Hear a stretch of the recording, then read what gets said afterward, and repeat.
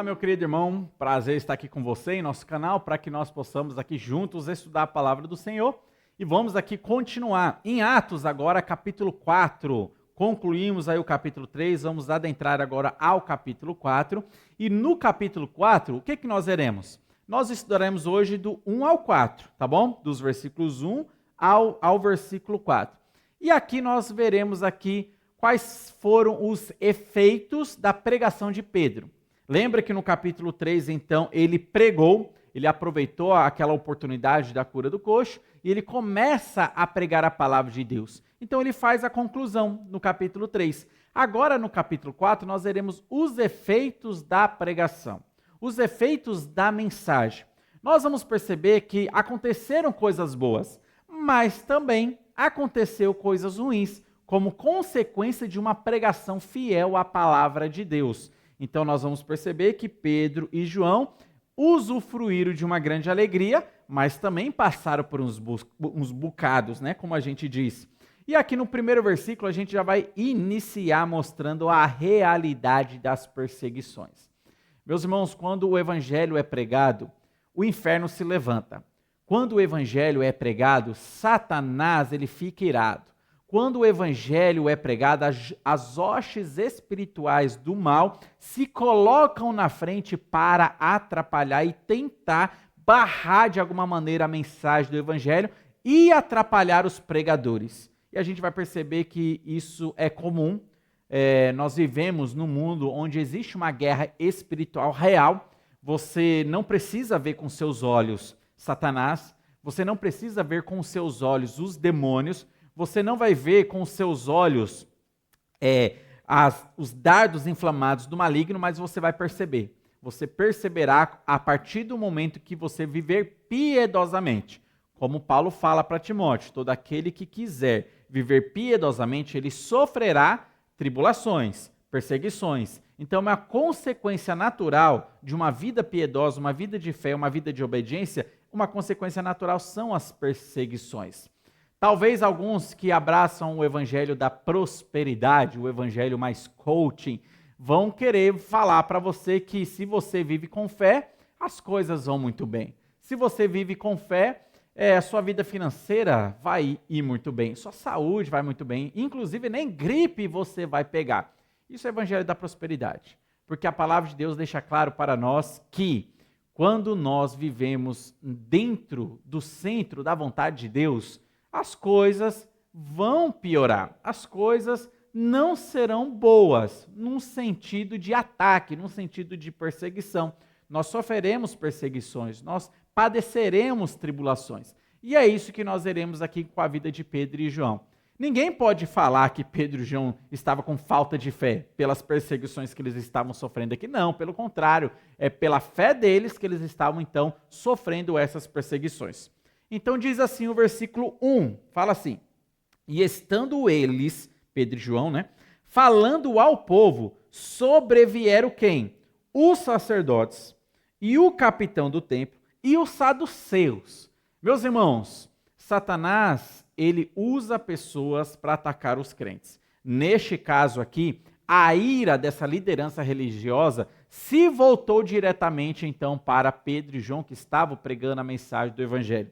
E aqui nós temos três grupos de pessoas. Nós temos os sacerdotes, nós temos o capitão do templo e nós temos aqui os saduceus. Esses três grupos, fazendo parte da liderança religiosa, começam então a se levantar para barrar Pedro e João que estavam pregando o evangelho. O que nós vamos perceber aqui? Que as perseguições são uma realidade para o povo de Deus. Meus irmãos, às vezes as perseguições elas podem ser físicas.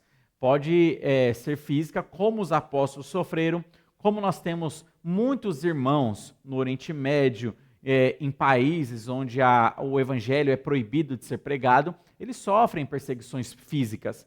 Nessas perseguições físicas, muitos deles apanham. Nessas perseguições físicas, muitos deles são chicoteados, são maltratados. Nessas perseguições físicas, muitos deles são aprisionados, vivem presos e o crime deles foi pregar o evangelho, viver o evangelho, cultuar a Deus, ler uma Bíblia. Esse foi o crime deles. Então, nessas localidades existem perseguições E essas perseguições podem ser físicas. E muitas delas levam até a morte. Então, as pessoas nessas localidades até matam os cristãos só pelo fato deles serem cristãos. Esse é o crime deles. Qual é o crime que eles estão pagando com a vida? O crime é ler uma Bíblia. O crime é fazer uma oração para Deus. O crime deles é cultuar a Deus. E às vezes eles cultuam até escondido, porque é proibido nacionalmente, segundo as regras daquela cultura ou daquela religião predominante naquela localidade, não pode cultuar a Deus. E muitos deles vivem em igrejas em cavernas, igrejas que são porões, igrejas escondidas em casas. E muitos deles acabam pagando com a vida. Qual é o crime? Cultuar a Deus, ler uma Bíblia, fazer uma oração, evangelizar, falar de Cristo. Isso é crime, meus irmãos. Mas para o mundo, sim.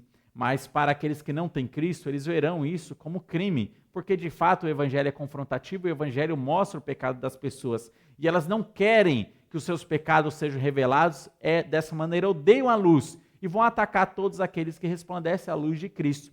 Então as perseguições, elas podem ser físicas.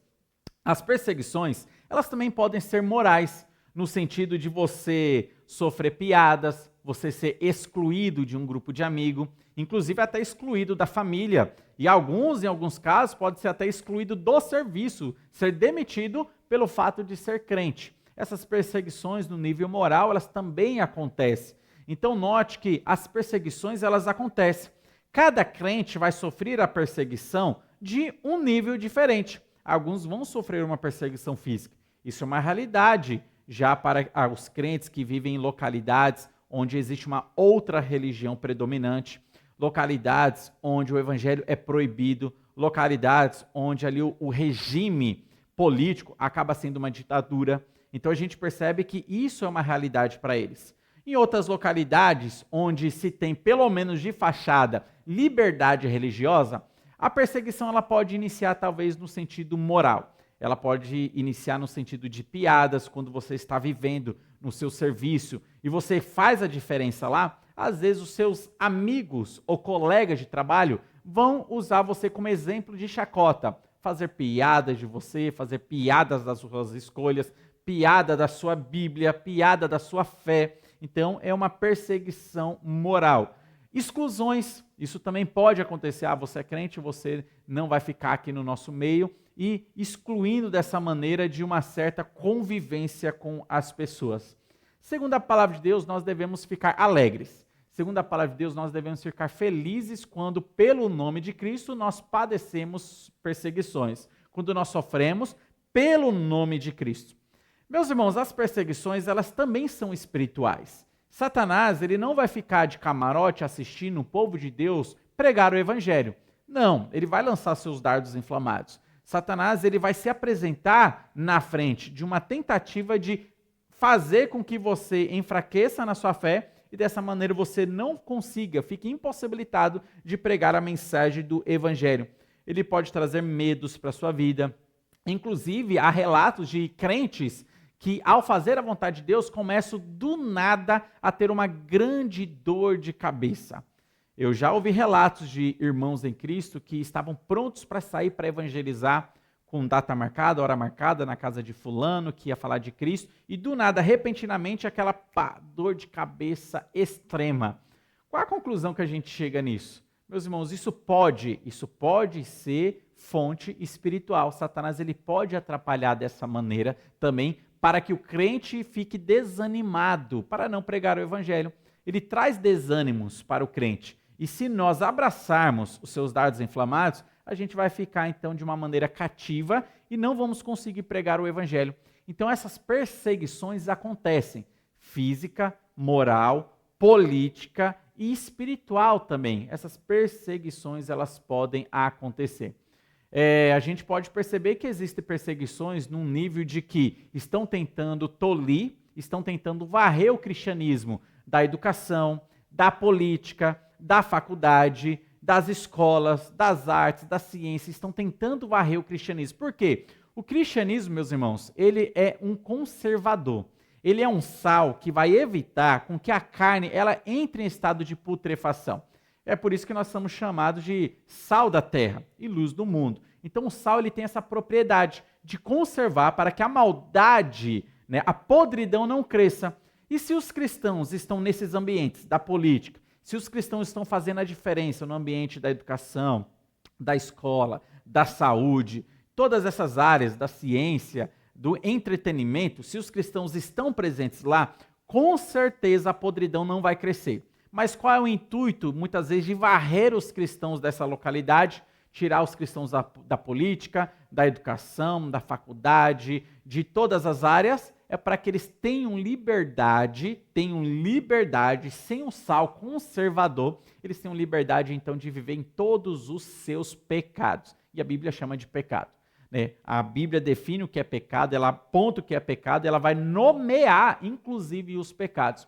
Tirando os cristãos dessa localidade, varrendo dessa localidade, a porta estaria aberta para uma depravação total. É isso que nós estamos percebendo. Nós estamos percebendo que aquele que quiser viver piedosamente sofrerá perseguição. E aqui levanta-se então um capitão do templo para perseguir Pedro e João. O capitão do templo, ele era responsável pela ordem do templo, era ele que mandava como que as coisas deveriam acontecer, colocando ordem ali naquela multidão que estava enfrentando no templo. Então a gente percebe que o capitão se levantou. A gente percebe que também um outro grupo se levantou, que são os sacerdotes, aqueles que são responsáveis de pegar o cordeiro e sacrificar o cordeiro. Então eles também se levantaram, não concordaram com a mensagem de Pedro e João. E um outro grupo também foram os saduceus. Saduceu fazendo parte da liderança religiosa. E lembre disso, não confunda fariseu com saduceu. São dois líderes de ensino entre o povo judeu, mas com doutrinas diferentes. Os saduceus, eles não acreditam em ressurreição.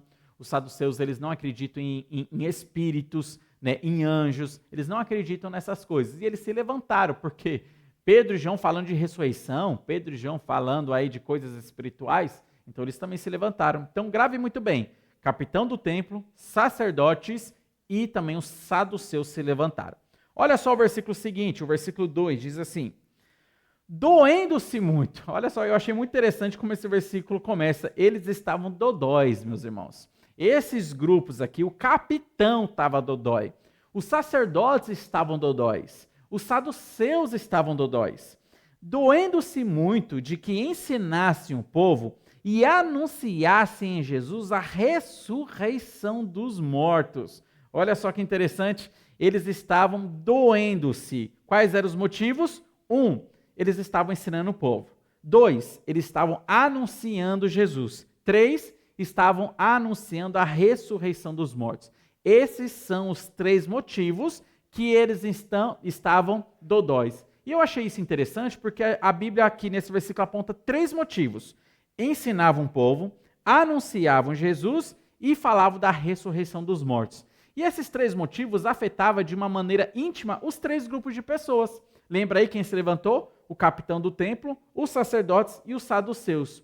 Meus irmãos, olha só os 3 motivos afetando os 3 grupos de pessoas. A dor deles era, primeiro, de autoridade. Porque estes homens iletrados, Pedro e João, pescadores, estavam ensinando o povo dentro daquela localidade, dentro do templo, no pórtico de Salomão.